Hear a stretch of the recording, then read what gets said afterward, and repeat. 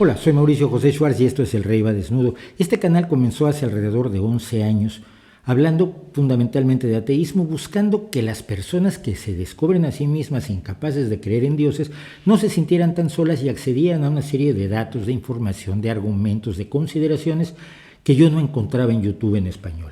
Que las había en inglés y por supuesto las hay en libros y demás, pero no estaban en YouTube. Y eso fue lo que me movió a tomar una pequeña webcam y empezar a hacer El Rey va desnudo, que mucho tiempo después y muchos vídeos después, hoy se ha convertido más o menos en esto. Este jueves 22 de octubre a las 8 de la noche vamos a volver un poco a nuestras raíces y hablar de Dios. ¿Qué significa Dios? ¿Qué definición dan de Dios? Cuando te preguntan, oye, ¿tú crees en Dios?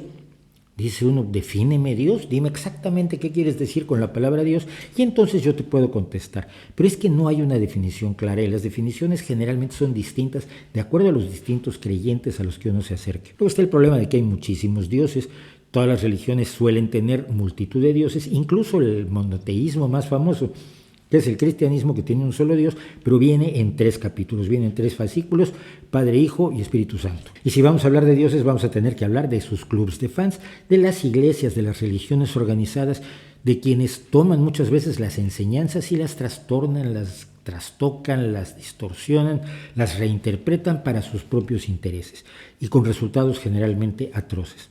Dioses, religiones y lo que significa para cada uno de nosotros, creer o no creer, las responsabilidades, los riesgos, los compromisos que implica creer o no creer en algo que sin embargo, pese a no estar definido, define y determina o condiciona la vida de casi la totalidad de los seres humanos de este planeta. Dioses y religiones, jueves 22 de octubre, 8 de la noche hora de España, aquí en El Rey va desnudo, aquí nos vemos.